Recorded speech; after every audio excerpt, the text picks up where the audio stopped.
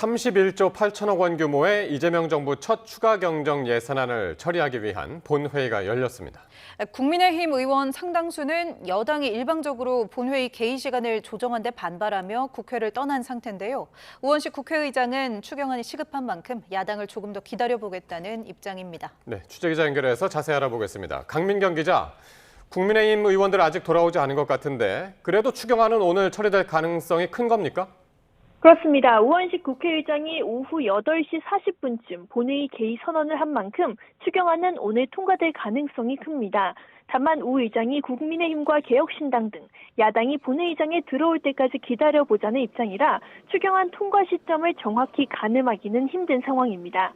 일단 추경안이 상정되면 국회는 정부 원안에서 1조 3천억 원가량 증액된 31조 8천억 원대 규모의 추경안을 여당 주도로 의결할 걸로 보입니다.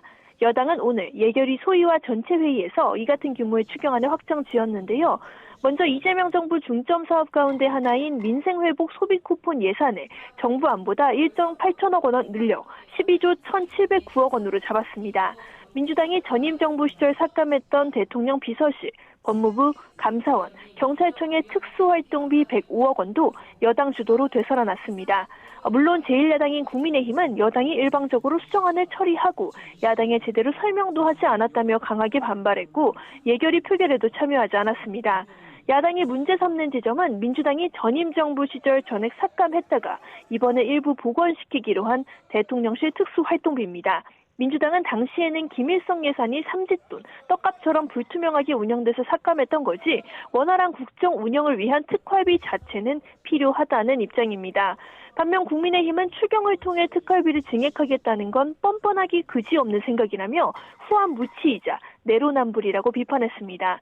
국민의힘은 여당 내부 사정으로 본회의가 늦어진 데 대해서도 반발하는 상황이라 현재로선 우원식 의장의 부탁에도 불구하고 본회의에 참여하지 않을 가능성이 더 커 보입니다. 네, 그런데 이 본회의가 늦어지는 이유 여당 내부 사정이 있었다고 하셨는데 이게 지금은 해결된 겁니까? 네, 오후 6시쯤 본회의를 앞두고 열린 민주당 의원총회에서 추경안, 더 정확히는 법무부 특활비 복원을 둘러싼 이견이 나왔기 때문입니다. 민주당 내 강경파를 중심으로 검찰 특활비는 일부라도 되살리면 안 된다라는 주장이 제기된 겁니다. 민영배 의원은 아예 SNS에 검찰 특활비를 이번 추경에 편성하는 건 옳지 않다고 적기도 했습니다. 결국 민주당은 지도부 회의와 의원총회를 거쳐 검찰개혁 입법을 완료한 뒤에 특활비를 집행한다는 부대 의견을 적는 쪽으로 이견을 봉합했습니다. 이 과정에서 본회의 개의 시간이 계속 밀리자 국민의힘은 여당이 내부 사정으로 국민과의 약속인 본회의마저 지키지 않는다며 강하게 반발했습니다.